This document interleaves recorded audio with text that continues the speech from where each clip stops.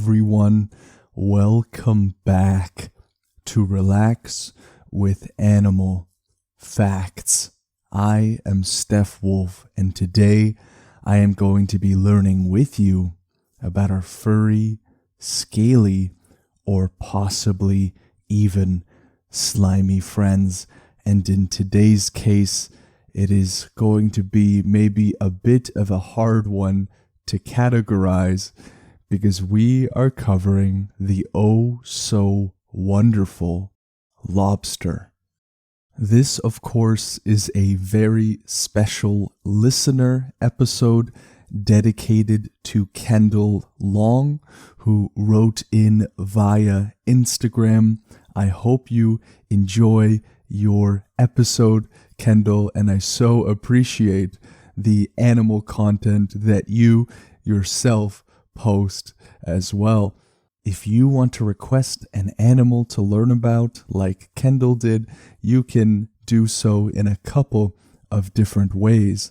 One is through the Instagram Relax with Animal Facts, which I have recently regained access into. Another way is to send an email to relaxwithanimalfacts@gmail.com. There is also a third option that has not been redeemed just yet. It is via carrier pigeon. So if I ever get one of those, I promise that animal request will skyrocket to the top of the list. I want to thank all of you for your constant submissions of animals that I have never even heard of, and in researching just a little bit about them, I get quite excited for future episodes, and I'm very excited to learn about the lobster as well. So for those of you that don't like the initial part in which I speak with you guys and read your reviews and things like that, then feel free to go to the timestamp in the description to find out where to skip all of my rambling. And so I am going to read a review that is coming all the way from the United States of America. And this listener is named Slee Lin on Apple Podcasts. And Slee Lin writes, I have to admit, this podcast made me laugh when I first heard it, but it grew on me, and now I listen to you every night while I'm falling asleep. Your voice relaxes me, and I love learning interesting facts about animals that I didn't know. Thank you for your wonderful review, Sleelan. And so if I give you a good chuckle at times, then that is great. As some people say, that laughter is the best medicine, and especially if it is at Steph Wolf's expense. But I am glad that the podcast has also grown on you and that you can join me every week along with the rest of our animal podcast family. That includes those of you listening from all around the world, from the United States, Australia, United Kingdom, Canada, my neighbors in Canada. But the show is growing every day with so many awesome listeners. If the podcast has helped you as it has helped Sleelin, leaving a review is one of the best ways to sort of support the show. Though your listenership already means the world, and leaving a review is more on the superfluous side of things, it is still such a big way that you can help grow the show. Before we get into the relaxation portion of the episode, I am just going to say where I got my facts from. Every time the facts will be posted in the description of the episode, and feel free, and I encourage you to continue your research on these animals if you find them to be very, very cool. So I got my facts from onekindplanet.org, livescience.com, and fisheries.noaa.gov. I also got the etymology of the word lobster, just meaning where the name lobster comes from.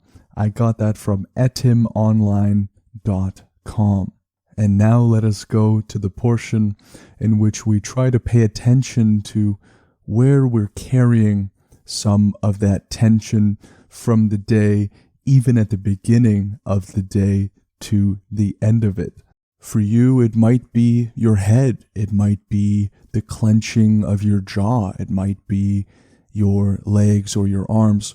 For me, in this case, it is actually mostly in my head and in my face. I'll find that when I smile a little too much, when I get those big old stupid grins on my face, that my face will hurt if I do not sort of manage it. And so I would like you to do your best to try to let go of those tense parts of your body as we go into this immersive experience together with me, Steph Wolf, into the oceans and seas where the lobster resides.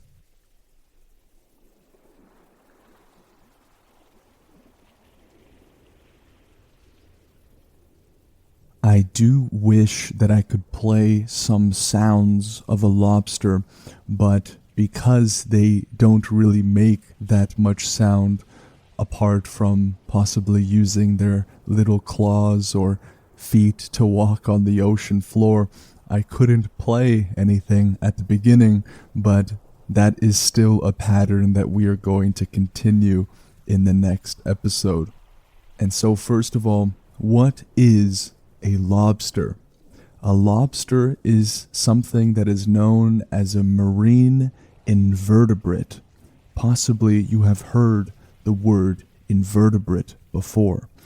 What this means is that it belongs to a group of animals that do not have a notochord, which is a rigid cartilaginous spinal structure. Along with other invertebrates that lack a backbone, the lobsters are protected by that signature hard and tough exoskeleton that will provide them with that necessary structure to their bodies. And so these guys are very armored, but there comes times in which they will molt and their shell will sort of come off, and there will be a stage in which their shell is actually a bit soft, but that is for a future fact. And so when it comes to the lobster, there are two main types of lobster species, and that is going to fall into clawed lobsters and spiny lobsters. Clawed lobsters are going to have a pincer and something known as a crusher claw, which can be on either the left or the right, dependent on the lobster. And spiny lobsters do not have claws, but instead will have very large antennae and a harder shell than clawed lobsters. But as we can see here, there is sort of these distinguishing sets of characteristics between these two lobster species. And because many of you are listening from the United States, let us see what kind of lobsters are there in the US of A. There are two kinds of lobster-like crustaceans in United States waters. There is something known as the true lobster, also known as the American lobster, and it is designated as such to differentiate it from the kind of lobster that we just learned about, the spiny lobster. And they will be distinguished by two main differences. The true lobster, or American lobster will have claws on the first 4 legs, while the spiny lobster does not. But instead, the spiny lobster is going to have a pair of horns above the eyes, which the true lobster does not. To avoid any confusion over common names, we call the true lobster the American lobster, and the spiny lobster just the spiny lobster. And so if you're roundabout swimming in some of the waters in the United States, you might be able to see one of these 2 beautiful species of lobster. Let us go to a part of the lobster in which there is this sort of mystical aspect about them, in which popular culture really finds intriguing as it is. You may have heard something along the lines of lobsters being immortal, meaning that they never die. While this is not the case, there is a reason this myth has stayed along for quite some time and why it has arose in the first place. These big clawed crustaceans never stop growing. Although the rate at which they grow will decrease with age, this is probably why this myth has arisen. But let us not swing in the opposite direction and take credit away from something truly amazing. If this was to be compared with humans, for example, as many of you know, human beings stop growing, and be it fairly early when it comes to the life expectancy that we tend to see. And in fact, I think that many a time we have seen more of people shrinking than we do of them growing at a later age. This has to do with the wearing out of cartilaginous discs and things like that as we get older in age. But in the case of the lobster, they are going to continue growing for an extended period of time because they have a very long life expectancy. The lobster is not immortal, but it is still hard to figure out their age. And this is because these creatures molt, and they will leave almost nothing behind that could give some clues as to what their true age is.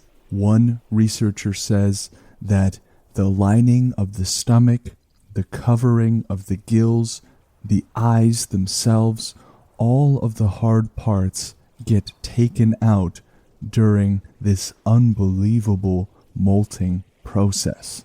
But within the past few years, researchers have discovered that lobsters have teeth not in their mouth, but in their stomach that will persist throughout all of the molts. And these teeth have lines that may be akin to tree rings, which can help researchers decipher the particular lobster's age. I would suppose that brushing our teeth would be a little bit weird if our teeth were in our stomach. And so, while they do not live forever, they will continue growing throughout their entire life, and they are very long-lived creatures, especially for their size. Their estimated lifespans, if of course left alone with no chance of predation and healthy environment, they can grow to be more than 100 years of age. If lobsters live their entire 100 years of age, paired with continual growth, you can get some pretty big lobsters. And the largest American lobster on record was caught off of Nova Scotia in 1977. You know, Canada gets a lot of flack for being pretty boring, but I have to say that I am very proud that Canada may boast of its very big lobster. This particular lobster weighed 44 pounds, 6 ounces, and was 3.5 feet long. While very few lobsters will be able to reach such behemoth or mammoth proportions, the slipper lobster, which is a type of clawless lobster, is often only a few inches long. And so we see this huge range in the lobster species in which one can be 3.5 feet long while one is only a few inches. And so while the lobster is going to be growing, that outer armor or shell will not grow right alongside it, which will mean that as a lobster gets bigger and older, it will need to molt and form a completely new shell. And adult lobsters molt about once a year. So during this time in which they do not have that very hard exoskeleton and they are a bit vulnerable, the lobster is going to retreat into a hiding place and shed that exoskeleton. And so after molting, the lobster's body is going to be very soft, and it can take a few months for the outer shell to completely harden again. And lobsters are what are known as bottom dwellers. And of course, that's going to come with the term bottom feeder. And while this is sometimes used to be a derogatory insult, this for the lobster is where they love to be. Of course, they do not have that anatomical advantage when it comes to swimming quickly and in long distances. They will instead prefer to settle to the ocean floor, in which they can have some of those crevices and rocky little caves where they can feed and enjoy. This is not to say that they do not travel. Lobsters seem to love to travel. Not all of them, of course. For example, inshore lobsters tend to like to stay in one place and will seldom move more than a mile. But the deep water lobster, farther out on the continental shelf, will follow a seasonal migratory pattern shoreward in summer. The record travel so far for a lobster is 225 miles, covered by a lobster that was tagged off the continental shelf and recovered at Port Jefferson, Long Island, New York. And so that is more than an Ironman. That is one tough lobster. And you might have heard something about the color of a lobster's blood, it being a blue color. And while that is true in a certain context, the lobster's blood is actually colorless, but when it is exposed to oxygen, it will develop that bluish color that some have come to pair with the lobster. And one other thing with colors is that if you ever see a two-toned lobster in terms of color, that is something that you ought to take a picture of. This is very rare because there is a 1 in 50 million chance of these lobsters coming out as being part one color and part another. if any of you ever see a two-toned lobster and happen to snap a pic of it, please send it in to the show. I would love to see it. And in terms of the anatomical design of the lobster, because they are invertebrates and their shell is that exoskeleton, it will be somewhat easier to be able to separate the lobster's body into different parts that are easily identifiable. And in the case of the lobster, its body has 19 different parts, each covered by its own section of shell. And these 19 different parts are going to include their total of 10 legs.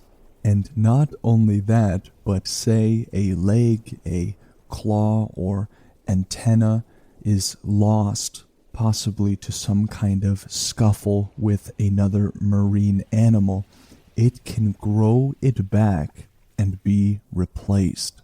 These mechanisms ought not to be taken away from.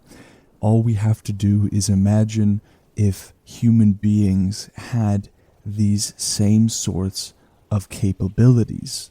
And indeed, it's something that baffles scientists a lot of the times and has them really wanting to figure out how these mechanisms can be applied in human life. Lobsters are not going to have very good eyesight, so the lobster is something that I can greatly relate with. But while they have very poor eyesight, this is compensated for with their highly developed sense of smell and taste. And you can imagine where they are bottom dwellers in many places of the water where they might not have too much light to work with. And so eyesight is not going to be too important for them as smell and taste might be. And so you see how the lobster is pretty well adapted to where it likes to make its home. One other fact that I had to include is that a couple of lobsters will walk along holding claws on some occasions. And usually this is an older lobster leading a younger one. Now, I don't know how often this has been actually observed in the wild, but if this is not very common, please do not tell me, because I would like to think that lobsters just love holding hands everywhere they go, or holding claws, rather. Perhaps some of them are scared of the dark seawater, and the older lobsters are going to hold the claws of the younger ones and show them there is nothing to be afraid of here. Just enjoy some starfish and other fish that we enjoy to eat. And speaking of eating, they do have a reputation for being scavengers or even at times cannibals. But studies of wild lobsters show that they prefer live prey. If you are unsure as to what cannibalism means, possibly you have heard that in passing, but this just refers to animals that eat their own. So it is not something that is necessarily pleasant to think about. But although the lobster may eat other lobsters when they are in a captivity setting, such behavior has not been observed in the wild. So we may draw a possible correlation between lack of food or good environment to this sort of behavior. But in the wild, these bottom dwellers will feast on fish, mollusks, worms, and other crustaceans. So for some of those smaller sea creatures, seeing the lobster must be one heck of a sight. We can imagine if we as people, being an average of 5.5 feet tall, that if we were to see a lobster that was 2 to 3 times our size with those big old claws, we would sure be afraid, and we would be justified in feeling that way. And here is one way in which you can tell the difference between a male and female lobster. If you look underneath their tail, the lobsters will have something known as swimmerets on the underside of their tails that are used for swimming and during mating as well. The males will have modified swimmerets that are sort of slender, while the female swimmerets are flat and feathery in appearance. So just by those physical outward characteristics, you might be able to tell between a female and male lobster. And so let us move on to the final fact of the episode, which is the name lobster. Where exactly does it come from? And I have to say that the etymology of this word is one that is a bit convoluted and tough to follow. So I am only going to go a few steps backwards because it gets pretty confusing pretty quickly. So this large, long-tailed, stalk-eyed, 10-legged marine shellfish starts going back from the early Middle English word lobster with a P instead of a B, lopister, from Old English lopester, which also means lobster, and then it goes back to a corruption of a Latin word locusta, which means marine shellfish or lobster. So that is where I am going to stop, though the next one goes to locust or grasshopper, which is of an unknown origin. Sometimes the etymologies of words can be a little bit convoluted because it can be difficult to track the lineage of particular words. Still, that is very cool nonetheless. Again, thank you, Kendall, for writing into the show, and I hope that you have enjoyed your episode. If any of you would like to have your own episode and learn about a particular animal, please send a message to Relax with Animal Facts on Instagram, or you can send an email to relaxwithanimalfacts@gmail.com. The lobster is one of those creatures that has some seriously cool and unique characteristics which ought to prompt us to some serious reflection on the beauties of nature. And so I hope you have enjoyed this episode, and I hope that you will join me on the next podcast episode with the next animal. Take care.